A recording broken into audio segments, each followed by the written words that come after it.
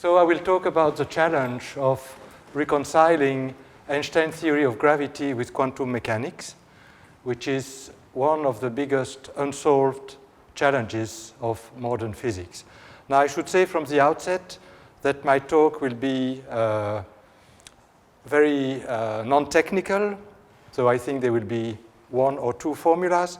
So the instructions I received was that it should be given for quite broad audience, and so I avoid formulas and I will be rather qualitative, but of course if you have more technical questions you are welcome to ask them during the lecture or after the lecture. Okay, so it is generally admitted that there have been at least two important revolutions during the previous century. One is really the development of Einstein's relativity. So it started in 1905 with special relativity, and then it culminated with so-called general relativity, which is really the relativistic theory of gravitation. So it is the theory that describes the gravitational force in a manner which is compatible with the relativity principle. And of course, the name which is associated with that development is really Einstein. Einstein was really alone to develop general relativity. So there is a single name that stands out in that development. Now, parallel to that revolution, but it took a longer time to fully develop, is quantum mechanics. So the theory that describes nature at a very small scale. And there are many names associated with the development of quantum mechanics. Perhaps the first names that come to mind, or at least historically, are the names of Planck and Bohr, but there will be many names as we will see later. Okay, now the big problem that I would like to address in this lecture is that Einstein's theory of gravity and quantum mechanics, as they are formulated currently, are inconsistent, mutually inconsistent. There is a conflict. Now, this conflict has no consequence in everyday life because the fields of application of the two theories in, let's say, in normal circumstances are very different. So in rough terms, one can say that Einstein's theory of gravity is really relevant at the large scale, while quantum mechanics is relevant at the microscopic scales, and you never need, in normal circumstances, to use the two simultaneously. So the fact that they are inconsistent has no practical consequence, at least so far. But of course, this is not very intellectually comfortable, because to have two correct theories which are inconsistent is clearly wrong. I mean, there is a tension. But also there are situations where we think we need both gravity in its relativistic formulation and quantum mechanics to understand what is going on scientifically. And these are extreme situations like black holes or the Big Bang, so the very first moments in the evolution of the universe. In the sense we can say, colloquially, that the two infinities, the infinitely small and the infinitely large, meet in these situations. And so for analyzing these situations, we do need a quantum theory of gravity. Now, what I will do in these talks is, first of all, lay down the general ideas of both theories, of Einstein's theory of gravity, because this is such an intellectual triumph that I think it's important to have a qualitative idea of what that theory is. I will say less about quantum mechanics because it's more difficult to explain. And then I will say a few words about the clash between these two theories and some ideas on how to go beyond and marry in an harmonious way the two theories. Okay, so the outline is first Einstein's theory of gravity, then quantum mechanics, then the conflict, some ideas on how to surmount the difficulties, and then the conclusions. Okay, so let's start with Einstein's revolution, which is really an intellectual revolution. So the Einstein theory of gravity, which is also called general relativity because it went beyond special relativity, is, as I said, the relativistic theory of gravity that was developed by Einstein and in its form that we know now in 1915. And the revolution is that, according to Einstein, gravity is not described in the usual Newton way in terms of forces acting between bodies, but it's described in terms of the deformation of space-time.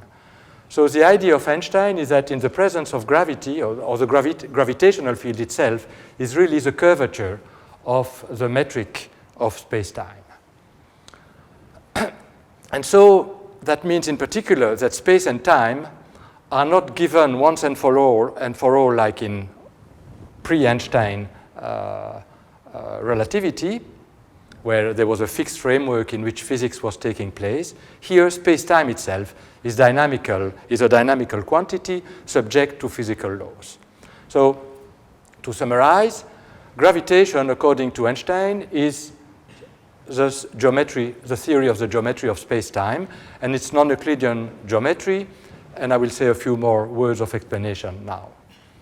But this was really an intellectual revolution, and in a sense it's also a beautiful revolution, and many great physicists marveled at these beautiful theories, and here I'm just quoting some words by Pauli, but Pauli is not the only great physicist who was astonished by this development. In the book by Landau and Lifshitz, there are also nice words about Einstein's theory of gravity. But let's be a little bit more precise of what that means, that gravitation is a theory of the deformation of the space-time geometry. So first in picture, so what that means is that, and then I will illustrate also in picture and in equation, that in the absence of gravity, space-time would be undeformed. It would be the flat space-time of special relativity, so Minkowski space-time. No curvature, no deformation. I mean, obeying the axioms of flat geometry. But in the presence of gravity, space-time is deformed, it's curved, so in the presence of masses, and these masses create gravity, and what that means is that space-time becomes curved or deformed. And this is a very qualitative picture describing this. You see that here, far from, I have an object, the geometry very far from the object is just a standard non-deformed flat geometry, but as you approach the object, the geometry is deformed. Of course, space-time is not a two-dimensional sheet, so this is just a very qualitative illustration, but it gives you an idea that close to gravitating bodies, so to masses, you have a deformation in the curvature of space-time. But you have to think that this is four-dimensional, so it's a very qualitative picture. And because of this deformation of the geometry, what you call straight lines, so the straight lines are the lines that minimize the distance, that extremize the distance, these straight lines will be deformed and will be accelerated with respect to one another, and that accounts for the gravitational interaction. So maybe in picture first, again, this is very qualitative, but it's to convey the idea. I have again here a gravitating body, a mass. The deformation of the geometry is shown in this picture qualitatively. And then imagine that you want to go from this point to that point along the shortest path. If the geometry is very much deformed here, actually the distance to go from here to here would be shorter if you go around rather than if you go deep in the well and then back again. So this is an idea this is to give you an idea on how the motion of body can be changed, yes, when the geometry is deformed. Okay, in equations, and these equations express the following idea, but which is due to John Wheeler, who was a great physicist who worked on gravity and black holes. Well, space-time will tell matter how it has to move, so along deformed geodesics that extremize the distance, and in turn matter deforms space-time, so tells space-time how to curve. So this summarizes very nicely the Einstein theory of gravity, or the ideas underlying Einstein theory of gravity. You see that that one does not talk about forces like in the Newtonian theory, but one talks about space-time and deformation of space-time, and this was the intellectual revolution. So in terms of, I told you that there would be some equations, so I'm illustrating the second part of that statement. So matter tells space-time how to curve. So here you have the Einstein equations. So I'm only writing equations in this transparency that fit on a T-shirt. So these are important equations. This summarizes, this is the energy content of matter. This is the so-called energy momentum tensor. So this describes the matter content of the universe. G is the gravitational constant. C is the speed of light. So this is matter, and it induces a curvature of space-time through the Einstein's equation, and this describes the geometry. So this is the so-called Einstein tensor, which in technical term is related to the curvature tensor or the Riemann tensor through these equations. Well, if you have not seen that, probably it doesn't mean much, but the idea is that on the left-hand side, you have something that characterizes the geometry, the curvature of space-time. On the right-hand side, you have something that characterizes the energy content, so the matter part of the equation. And the matter curves the space-time geometry according to these equations. So this is the second part of the statement. The first part of the statement I already illustrated in a sense, but let me illustrate it again. And again, this is from some general public book by John Wheeler. When you have curvature, well, okay, so this is curvature in 2 dimensions with Euclidean signature. Well, when you have curvature, no curvature, you would say that parallel lines, geodesic straight lines remains parallel, and there is no relative acceleration. However, if you look at a space of positive curvature like the sphere, well, then the analog of the straight lines are the great circles, and we know that great circles, for instance, if I look at the meridians, they meet at the North Pole and the South Pole, so there is a relative acceleration. And so even though you are extremizing the distance, so you are looking at curves that are geodesics, so they are the analog of the straight lines of flat geometry, there is a relative acceleration due to the curvature. For a positive curvature, they tend to, they are attractive. You would say that they are attracted. The acceleration is towards one another. If the curvature is negative, like on this picture, they would be divergent, okay? But so the deformation of the geometry will have an influence on what we call straight lines, on the geodesic, on the lines that maximize, or sorry, that extremize, or the minimize, in this case, the distance. Okay. So this is and these are really the key ideas of Einstein theory. And these ideas have met with remarkable experimental successes, as you probably know. So for instance, if you apply that to the motion of planets, you can see that we know that in Newtonian theory, the orbit would be an ellipsis with the sun at one of the focus. Well, in Einstein theory, there is what we call the advance of the perihelion of planets, which is schematically drawn here. So at each turn, the ellipse rotates. So this is, and the perihelion is the point of minimum approach. So you see that you start from here, orbit number 1, 2, 3, 4. The ellipse is moving forward, okay? And this can be explained by using these ideas of Einstein theory that I just mentioned. You compute the deformation of the geometry due to the sun, and then you compute the geodesics in the gravitational field of the sun, in the geometry created by the sun, and you find, in particular, that motion. That was one of the first successes of the Einstein theory of gravity. Another success is the prediction of the deviation of light by a gravitational source. And so you see that indeed, if you have a source here, a gravitational field of this mass here, which acts as a deflector, the observer is here, it looks as a star. Well, you can even have a double image. You see that, but you can see that the apparent position of the star will be here. If you extrapolate this line, you will think that the star is here, while actually it is here, but the light is deflected. And you may have, in fact, 2 light rays coming to you, one going on this side of the mass and another one coming from that side. And this is, again, an effect which has been measured. Actually, it was measured in 100 years ago, in 1919, where the apparent position of a star was seen to be different when the sun is in the way and when it is not in the way. But of course, to see that, you need an eclipse, and there was one in 1919. That was one of the triumphs of Einstein's theory of gravity.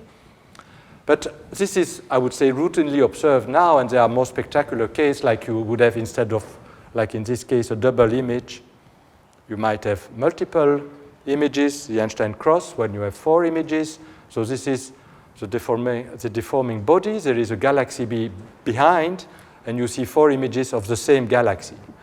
And it is very funny because when it was observed, people thought first that it was 4 different galaxies, but then they realized that every motion, everything that happened here, happened simultaneously here and here and here in a completely well-correlated manner, but the distances seem to be too big to be accountable by causality. I mean, causally, it was just simultaneous. And, well, then they realized they were just looking at the same object for different times. An even more spectacular case, as you can imagine, if things are perfectly aligned and have the symmetry, you could really see a full ring, like here, and this is called an Einstein ring. So there is a central object here deforming the geometry. Behind there is something that you are looking at, but all the rays that goes here will be refocused to you, and so you can see an Einstein ring. And this is actually used to measure dark matter, because the deviation due to the deformation of the geometry will be due to all sources of gravity, not just visible matter, but if there is dark matter will also contribute to the gravitational field, so will contribute to the deformation of the geometry, and that's a way to weight the amount of dark matter. Okay, so I mean, this is, as I said, routinely measured by astronomers. Now, I illustrated so far mostly the curvature of space, but it's really, we know since the first days of relativity that we should think of space and time together.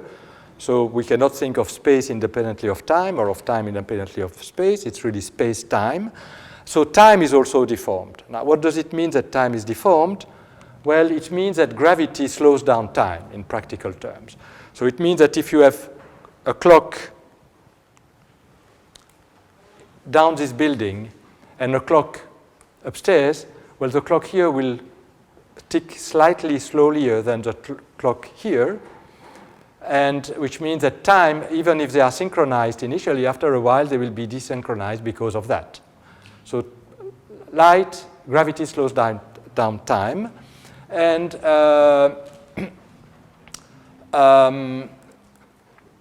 because of that, and this is an effect which is very small, as you can see, so you could think that we can completely forget about it. So a different way to talk about the slowing down of time is to say that frequencies will be shifted, because frequencies are inverse time, which actually was the first way to measure it historically, but the slowing down of time is something that we have to take into account when we in the global positioning system, for instance. So it's again something which is routinely measured indirectly every day in the GPS. So let me give you the principle of the GPS very quickly and then move on. So this warping of time, this deformation of time. So what is a global positioning system? The idea is that you determine your position on Earth by triangulation. So you determine your position with respect to satellites, the position of which are known with extreme accuracy. And it's clear that if you know your position with respect to 3 satellites, by triangulation, you will know where you are. And this is the principle. How do you determine your position? Well, the satellite emits signals, and the signal carries information about the time of emission, and your GPS system looks at the time of reception. The signal is traveling with the speed of light, so if you know when it was emitted and when it is received, just by multiplying the time difference by the speed of light, you determine the distance. But of course, for this to work, the clocks have to be synchronized, because if they are not synchronized, the time difference will not be measured very accurately. So you need to know exactly what is the good the time difference.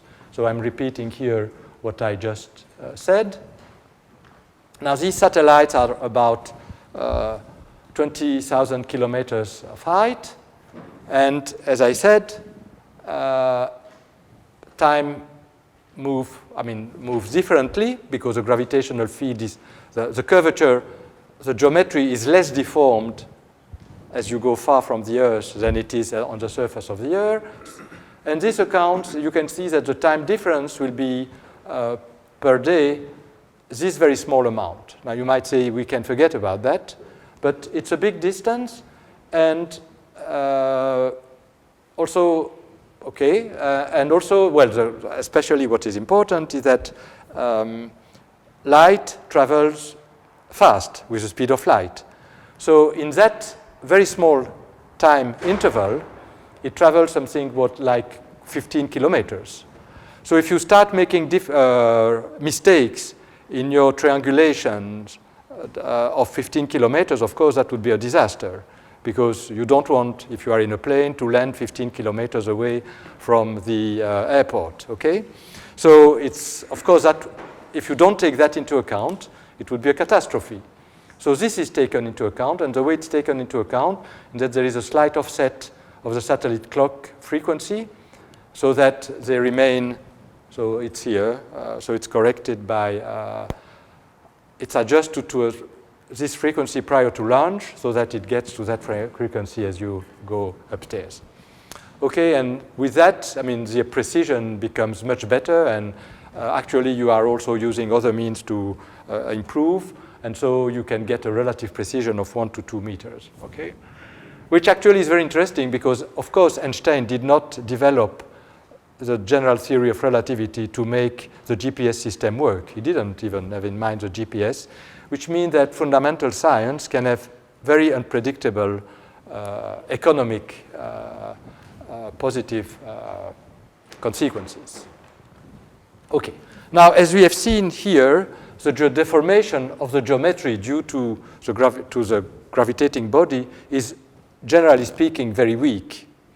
And that's why when we do measures on Earth on small scale, we can use the rules of Euclidean geometry that the sum of the angles of a triangle is equal to 180 degrees, etc. Because the deformation is very tiny. It's only when we are using something that travels at the speed of light that maybe we can see something. But so that's an important thing to keep in mind. Gravity is a very weak force in normal circumstances. And we know that very well. If I take some small needle, and I come with a magnet, so the needle is attracted by the Earth. The Earth is a huge body, but the gravitational force of the Earth is smaller than the magnetic force exerted by the magnet, if you have even a relatively small magnet, which shows that indeed, with respect to the electromagnetic force, gravity is very weak. To give another idea, if you look at you compare the electric force to the gravitational force between an electron and a proton, the ratio is 10 to the 39. So gravity is a weak force in normal circumstances. And it's only, okay, and if you, again, another way to say the same thing, the deformation in the geometry on the surface of the sun is of the order of 10 to the minus 5, small, but the sun is, well, I used to think that the sun was impressive. Surface of the Earth, it's 10 to the minus 9. So, and that's how you compute the time difference. It's using this fact. So it's a weak effect. And in order to have a sensible deformation of the geometry of space-time, something like 10 to the minus 1 or even order 1, you need extreme situation like neutron stars. Then you would have something like 10 to the minus 1. So neutron stars are stars which are with a mass of the order of the sun's mass, but very compact. They are in a sphere of the order of 10 kilometers, so it's not, it's really compact, so it's very dense. Or black holes, the gravitational field at the surface of a black hole is even bigger, or the universe itself near the Big Bang. You have huge gravitational fields. I will come back to that. But in normal circumstances, because gravity is weak, the effect in the deformation of the geometry can be treated, for instance, by perturbation theory and things like that. Okay, so this is all I want to say for gravity. Now let's turn to quantum mechanics. Quantum mechanics is the theory relevant, I assume that you all heard about quantum mechanics. To describe the microscopic world, we need quantum mechanics, or the world of the very small. So atoms, molecules, nuclei, subatomic, subnuclear, nuclear physics. And the work, I mean, to arrive at the final formulation of quantum mechanics took a longer time. It's a long history. It started at the beginning of the 20th century, but it took a while before getting to the final formulations that we are using today of quantum mechanics. So it's 1926, 1927, and there are many names associated with the development. It's a theory which is very counterintuitive. That's why it was so difficult to develop it. And some, besides the names that I already mentioned, some more names are Louis de Broglie, Schrödinger, Heisenberg, and Dirac. And it's a very strange theory. I mean, the behavior of the microscopic world is very different from our classical macroscopic world, as you know. And one of the strangest manifestations of quantum mechanics is probably given by the so-called uncertainty principle. Well, I assume that you had some quantum mechanics, so I'm not going to, it would need at least one lecture to give an introduction to quantum mechanics. So let me just say that what this principle states, and let me only mention that principle, is that if you have a dynamical variable, so let's take an object with position and velocity, you cannot measure simultaneously with infinite precision the position and the velocity of that object. But in fact, this is true for any dynamical variable. If you have a dynamical variable, you cannot measure the corresponding configuration variable and velocity variable. So every physical variable, in a sense, fluctuates. Okay. So I write it here. That's the other formula. So this is written for position. This I'm sure you have seen. So you can say that the uncertainty on the position and on the momentum is bounded from below by Planck's constant divided by 2 pi. And that means that you cannot have this equal to 0 and this equal to 0 because that would contradict this relation. Okay? And that's true for the position and the velocity of an object. But in fact, that's also true for any dynamical quantity. And so this leads to difficulties when we try to apply quantum mechanics to Einstein's theory of gravity. And as I said, there is a big conflict. No one has been able so far to give a satisfactory, mathematically consistent formulation of gravity compatible with the principle of quantum mechanics. And so let me just, actually, if you naively apply the rule of quantum field theory, so quantum field theory as it works for electrodynamics, so if you apply the idea of quantum mechanics to electromagnetism, you get so-called quantum electrodynamics. It has superb successes. If you apply the same rules to gravity, you say, well, I will just repeat what worked very well for electromagnetism to gravity. If you do that, you get all sorts of mathematical nonsense. You get, for instance, that the probability for some processes are infinite, and you cannot get rid of these infinities in some natural way. You also, if you compute, well, I'm just listing problems, and I can come back to that later if you want to have more information. If you compute the so-called energy of the vacuum, so we know that everything fluctuates, so every field will fluctuate even in the lowest energy state, the so-called vacuum state. There will be some residual vacuum fluctuation energy. Now, any form of energy curve space-time, if you compute the curvature of space-time due to the vacuum energy of the electromagnetic field and the fields that we know, well, you get some nonsense curvature which is 120 order of magnitude larger than the curvature which is observed. So again, it's an absurd result. But perhaps at a more conceptual and fundamental level, I told you that quantum mechanics tells us that everything fluctuates. All dynamical variables are subject to the uncertainty principle. Einstein's theory tells us the geometry of space-time is a dynamical variable. That means that the geometry of space-time should quantum mechanically fluctuate. That means that our concept of space and time, which are basically classical, at the quantum level, at the microscopic level, are limited. But no one knows what it means to talk about quantum space-time. But we need to precise that. We need to define what we mean by quantum space-time if we really want to reconcile this idea that quantum mechanics imply that all dynamical variables fluctuate, and Einstein tells us space-time geometry is dynamical variable, is a physical variable. That means that our concept of space and time are classical and limited, but we don't know exactly, so I'm just writing emergent here because everyone is talking about emergent space-time, but no one really knows what it means. We don't have the framework to really put that on a quantitative basis. Now, as I said, the tension has no practical consequence for standard physical situations where you don't need quantum gravity. But there are situations where we think we need quantum gravity to really make a scientific physics description of these situations. And these are black holes and the first moment, or the birth, the creation, whatever, well, the first moment of the universe. Okay, let's start with black holes. So again, black holes are extremely interesting objects, fascinating objects. So what they are? Well, they are objects which are extremely dense.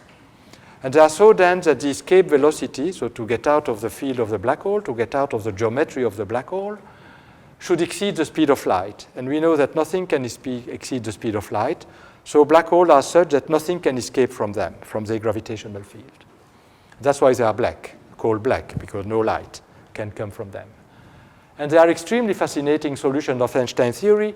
And it's interesting that there was a resistance at first against the idea of black holes. So people thought that black holes could not exist, mostly for philosophical reasons. They were not ready to accept the idea of black hole. And so this has been some conflict actually between Oppenheimer, was one of the first to show that black holes can form by contraction of stars in some well-understood situation, but Wheeler was against that formation of black hole initially, but then he became completely converted and one of the most prominent defender of the idea of black holes. But other names related to black hole are Penrose and Hawking, who demonstrated on general grounds that black holes should form under general circumstances. And even though initially physicists and even more astrophysicists were reluctant to the ideas of black hole, in the 60s and 70s they became converted to the idea that black holes play an important role in astrophysics, and somehow they have been indirectly observed, and as you probably heard also, gravitational wave detection actually detected merging of black holes and the gravitational wave emitted by these violent effects. So now I think it's very difficult to find an astrophysicist who would not think that black holes exist. Even they try to explain black holes, they explain many astrophysical phenomena using black holes now. So the situation has changed completely. There was a very strong resistance initially, but now gradually the idea imposed himself, and now it's quite admitted that black holes exist. Well, of course, the difficulty with black holes is that by definition, you cannot see them directly. You only see them through the indirect gravitational effects. But there are planets which were discovered first through the indirect gravitational effect, so there are precedents. Okay. Now, they also raise many, well, first of all, black holes, if you go to the inside of a black hole, there is a huge gravitational field. And if you want to understand what's going on, you need quantum mechanics. But in fact, you even need quantum mechanics to understand other puzzling features of black holes, which are as follows. That it was realized by Hawking and Bekenstein that black holes behave as thermodynamic objects. So they are at the same time very simple. They are described by a few macroscopic parameters, which are the mass, m, the angular momentum, the electric charge if they are charged. But at the same time, they are very complicated. If you use quantum mechanical ideas, and that was done first by Bekenstein and Hawking, you find that you can associate an entropy to black hole, which is a so-called Bekenstein-Hawking or black hole entropy, which is proportional to the area, to the surface, to the area of the black hole. So it's the area of the black hole expressed in a quarter of the area of the black hole expressed in Planck's unit. So here, LP is a Planck length. So they have a huge entropy. You can also associate a temperature with black hole proportional to the so-called surface gravity, which is related to these macroscopic parameters of the black hole. But we know since Boltzmann that the entropy is a measure of the number of microscopic configurations. And so the question which is raised by the fact that black holes have an entropy is, what is this entropy counting? What is the number of microscopic configurations that correspond to a given macroscopic black hole configuration? But in order to understand the microscopic configurations underlying this entropy counting, you need to have a macroscopic theory of gravity. That is, you need quantum gravity. So again, we are faced with the problem that we are not able to compute that using our fundamental theories because we don't have a fundamental theory of gravity. Okay, so this is for black holes. Now, another situation where we also think that we need quantum gravity to make progress is the Big Bang. Now, what is the Big Bang? Now, well, we know that the universe is in expansion.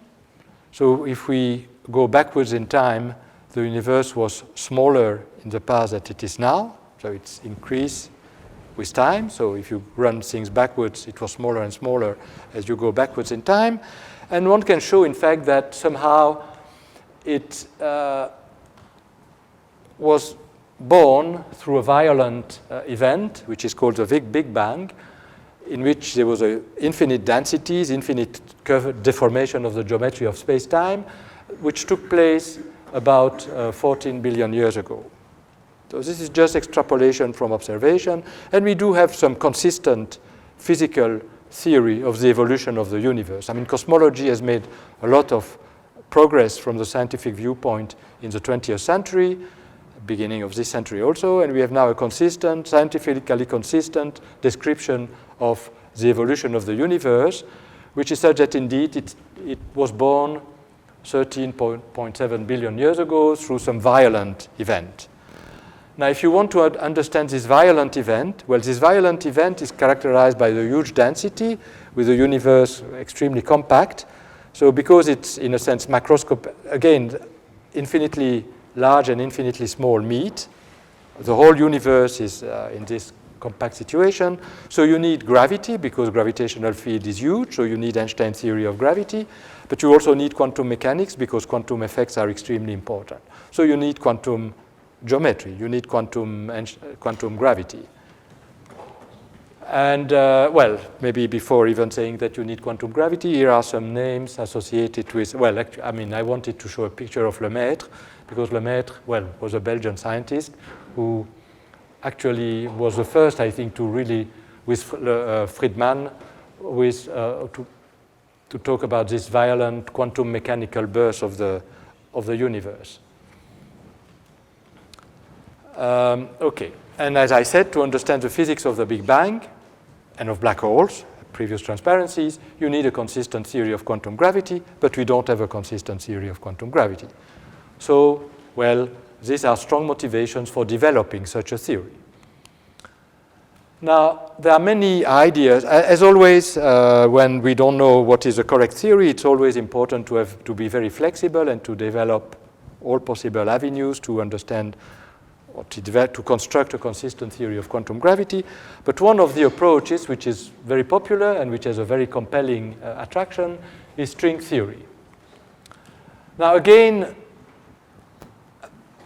I would need an entire lecture to explain what string theory is, so I'm not going to develop in detail what string theory is. I will just give some ideas and focus on one central idea behind string theory, which is the idea of symmetries.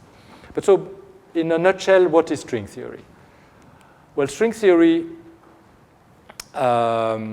is a theory of strings. So it's based on the idea that the fundamental quanta of the theory are not point particle, but are extended objects, strings, extremely microscopic, extremely small. And if you develop, and you can build a consistent theory of extended objects, that's string theory, and this is extremely beautiful from the mathematical point of view.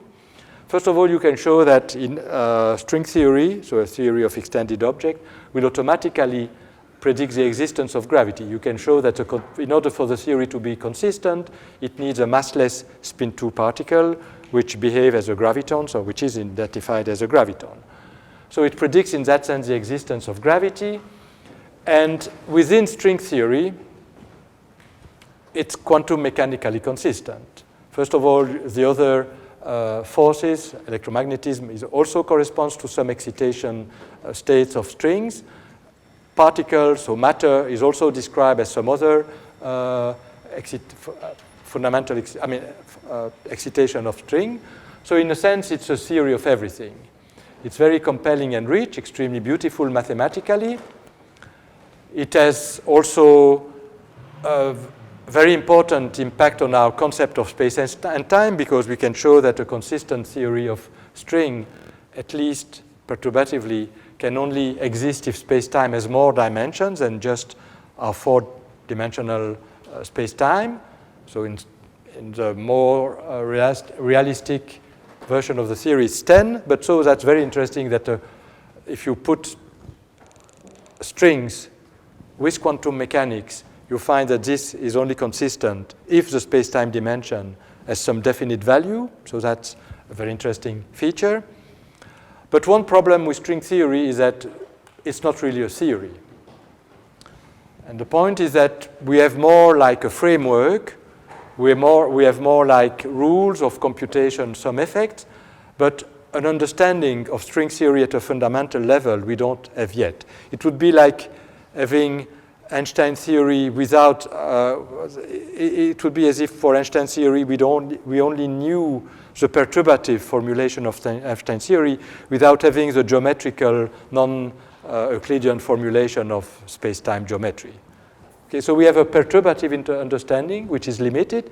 Well, we go actually beyond perturbative by all sorts of magic dualities, but it's an incomplete formulation. So people talk about string theory, but if there is still activity on string theory, it's because it's not yet a theory, and we still need to develop it more fully. And there are many indications that even the fundamental principles are not yet understood. So there is a lot of work that makes it even more interesting, I would say. Okay. Now there are many activities in many different directions on string theory. I would like to focus on one which takes symmetries as a key idea to make progress.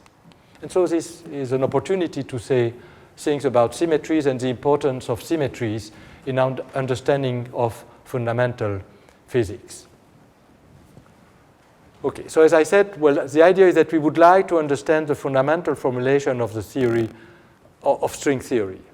Okay, we have many indications that it's more a framework than a final theory, and we still need fundamental ideas to make progress. And as I said, we believe, and at least that's the point of view I will develop here, that a better understanding could come from a better better grasp on the symmetries of the theory.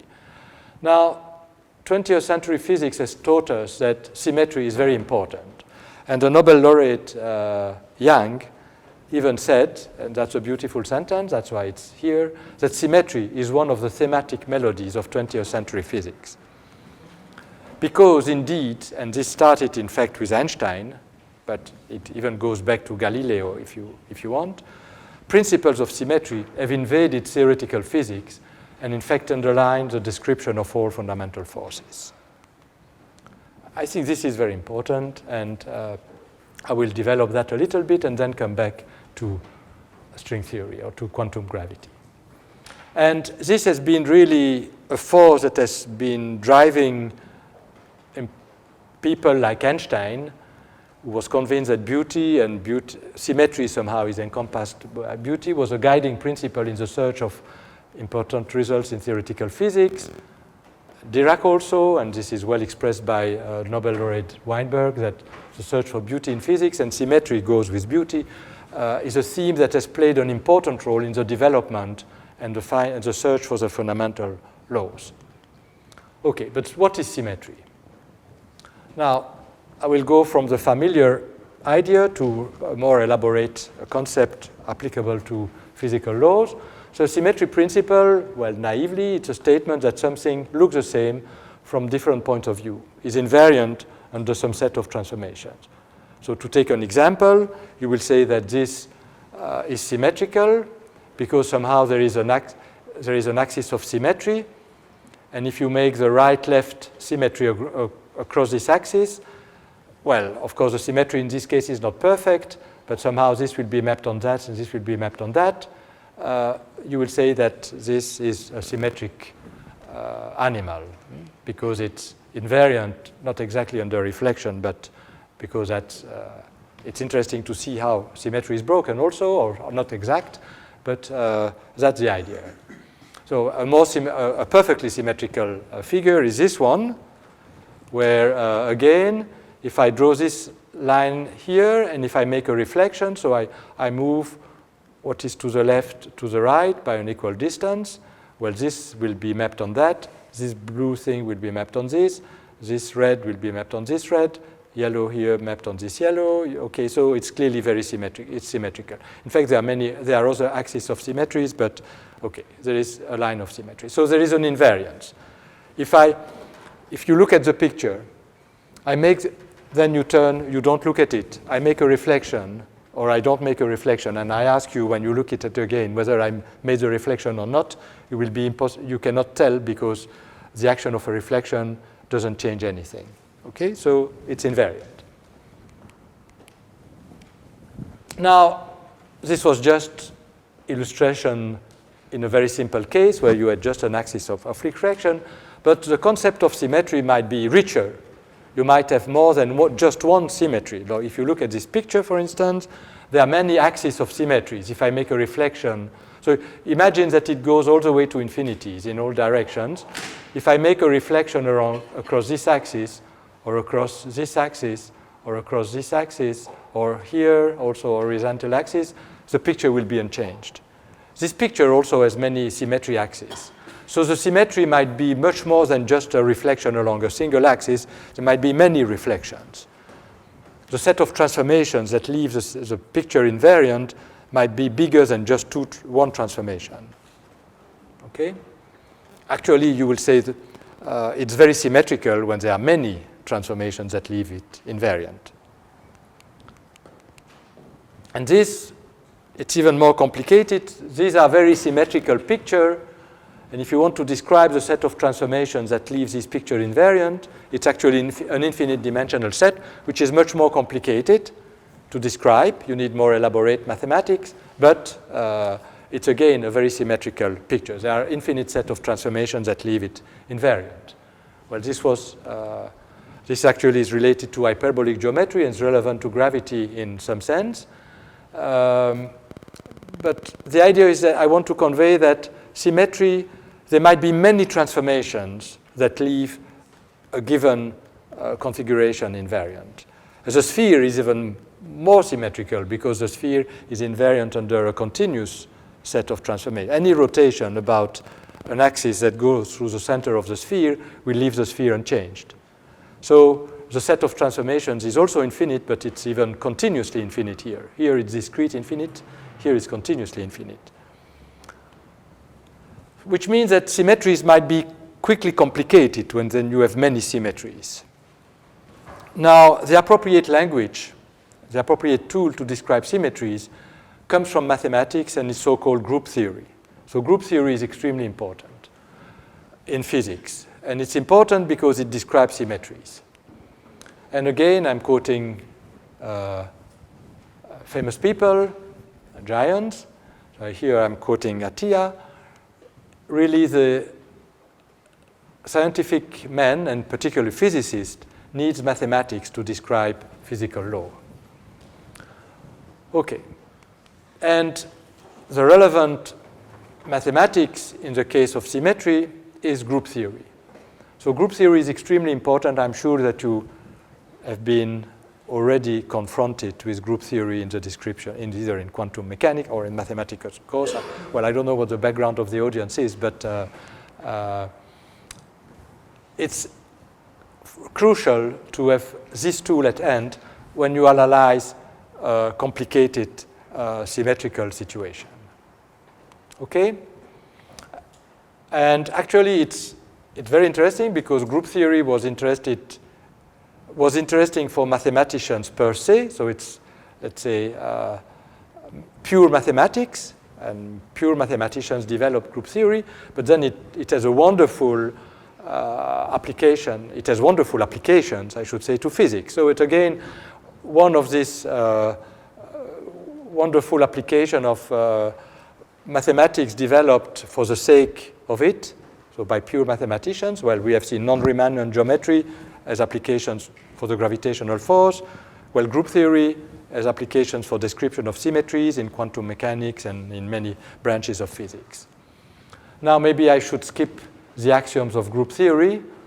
Either you know them and then it doesn't tell you anything, or you are not familiar with them and probably it doesn't mean anything. So it's superfluous in both cases. So let me go directly to what we mean by symmetry in physics. So in physics, symmetry takes a more abstract meaning. It's not just the symmetry of a geometric figure, as we saw. It's really a symmetry of physical laws, so that it expresses the invariance of the laws of physics under a certain set of transformations. So the relativity principle is one perfect example, but maybe even more simple. If you look at the law of free fall of objects, if I drop this, which I will not do because I will break it, it will fall. If I do the experiment tomorrow, it will fall in exactly the same way.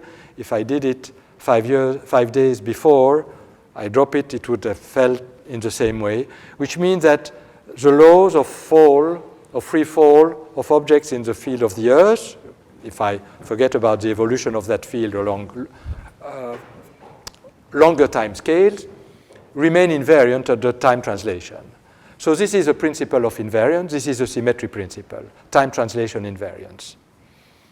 But we have, again, much more elaborate invariance principles. The relativity principle tells us that the laws of physics are the same in every for every observer in free motion with respect to one another. So in uniform motion with respect to one another.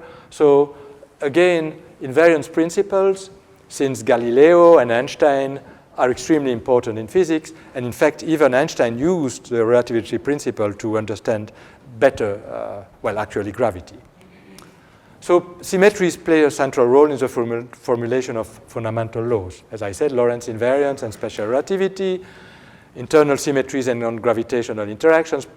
Probably if you had courses on nuclear forces and SU2 symmetry, etc. General relativity is a symmetry among arbitrary reference frames. So this idea that the physical law should be invariant under certain changes in the point of view is extremely fruitful and extremely important. And the idea for quantum gravity, to come back to quantum gravity, and I will only flash the idea, is that if we had a better grasp of the fundamental symmetries, we might have a better tool to formulate the fundamental theory of gravity. We know that space-time, because these are fluctuating objects, this is a dynamical object, quantum geometry is, geometry should be quantum.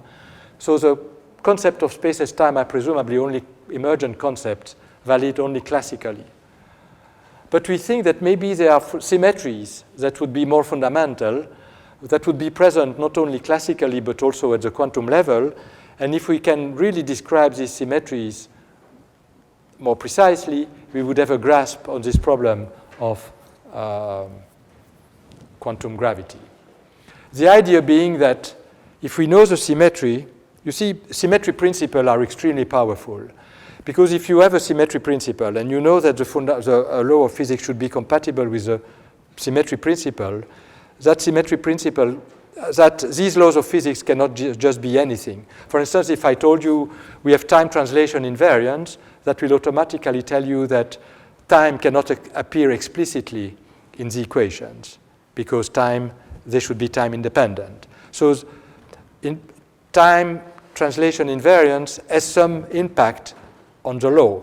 And the more symmetries you have, the more constraints you will also get on the possible laws compatible with that symmetry principle. And you can imagine situations in which the symmetry principle is so powerful and so constraining that there is only, with a few variations, only one set of physical laws compatible with it. And we believe that symmetry principles can survive quantum mechanics because they are compatible with the quantum formulation of theories. We know that they exist at quantum level. So the idea being is that if we have good grasp of fundamental symmetries, and there are ideas on what these symmetries are, so it's more, so I'm not just giving you abstract thinking. I mean, there are grasps on what, through dualities and generalized dualities on what the symmetries of gravity could be. The idea would be that if we know enough of these symmetries, we might be able to infer what the fundamental formulation of gravity itself is. And as I said, there are many indications that a deeper understanding of these symmetries is underway, and through that we could get a better control of what we mean by quantum gravity. So it would be impossible, and time is not sufficient to go beyond that, so I just wanted to flash the ideas. But maybe I can summarize the current situation nicely through the so-called cube of physical theories due to Okun, which is here. So it's a cube where we have the different theories and we have the fundamental, well, then maybe I can show these fundamental constants shown here. So we start from classical mechanics, where we ignore special relativity, we ignore quantum effects, we ignore gravity. Now, if I turn on C, or 1 over c, so I don't assume that the speed of light is infinite, I would get special relativity. So the light traveled with a finite velocity. If I turn on h bar without turning on c, so if I move along this axis, I have quantum mechanics. H bar is Planck constant, characteristic of quantum effects. If I have both h bar and c, I would have quantum field theory, which is a description of quantum mechanics compatible with special relativity. So no gravity, but special relativistic effects. Now, if I keep C infinite and don't turn on h bar, I will have Newton, but take the gravitational force into account, I have Newtonian gravity. Now again, you can either forget about relativistic effect and move this way, non-relativistic quantum gravity, or you can forget about quantum effects and move this way. You have C and G. This is general relativity. And the big quotation mark is what is the theory here, which combines relativistic effect, gravity, and quantum mechanics. This is string theory, or what people call also sometimes the theory of everything. But this is a theory that we are trying to describe. So where C is finite and non-zero, h bar is finite, not zero, g is finite, not zero. So it is that summit of the cube. We have good understanding of all other vertices, but not this one. Okay. So let me conclude by saying that if you measure the vigor of a discipline by the number of unsolved questions and challenges it raises, well, then physics is extremely vivid. I just gave an example, quantum gravity, but I'm sure that you have been exposed to many other examples in nuclear physics, in condensed matter physics, in quantum optics. I mean, there are many challenges. The frontiers expand, but because the frontiers expand, it's true we know more, but the frontier between the known and the unknown also expands. So there are more and more questions that we can raise, and we don't seem to have to run out of questions. Okay, and this was one question I described, but as I said, there are many other questions. And, well, I will conclude with this sentence by Oppenheimer that science is not everything, but science is very beautiful, and in particular physics is beautiful. So with this, I will thank you for your attention.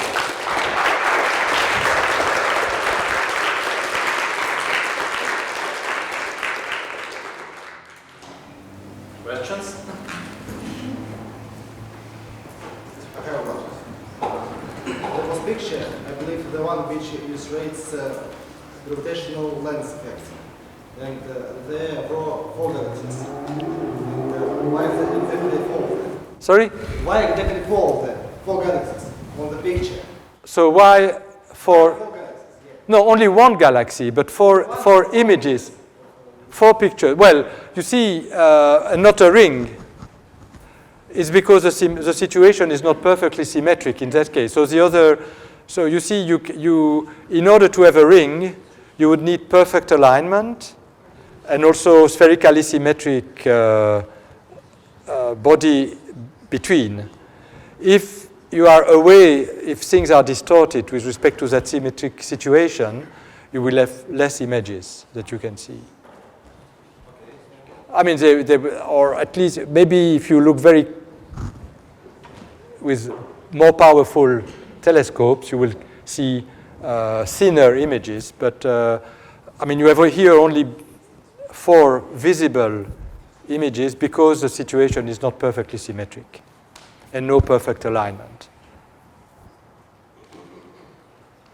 There are distortion. Okay. And so the rays are not refocused exactly at the same point. There is some aberration, and we are not just at the and for that reason, you only see, in that case, 4 images. But there are situations, I think, where they have eight, I mean, more images, less images, 2 or 4. I mean, I think now there are catalogs containing all these things, and every day, I think, they see new ones. Yes? So, Mark, thank you for the lecture. I'm interested in your opinion about quantum gravity and the other alternative theories of gravity. Okay, so I think that in a situation where we do not know what is the ultimate good theory of quantum gravity, it's extremely healthy to develop all possible approaches to quantum gravity. Now, this being said, I also think that string theory among the approaches is the more complete and more compelling ones. It has also met some beautiful successes, like accounting for the black hole entropy for some particular black holes. Unfortunately, not the realistic ones, but in higher dimensions, some extremal black holes you can account for the entropy. Now, it's true that loop quantum gravity after that also could repeat the computation, or not repeat, but also reproduce, let's say, the black hole entropy. So I would say that we should be open. All possible routes should be explored. But it's true that string theory among all possible approaches is the most convincing for the moment. But since it's not yet complete, we should have an open mind. And also, you know, it might turn out in the end that all these approaches are different approaches to the same theory. But it's just that we are coming from different angles. Yes? Good evening. Thank you for your lecture. Thank you. I didn't really understand the idea of symmetries as a case. So, do we want to find like a big group with the same symmetries Yeah. for gravity and for quantum mechanics, and it will be a big group of symmetries? Okay, so it's normal that you could not understand everything because I was extremely vague. So this I fully realize, and this would be development.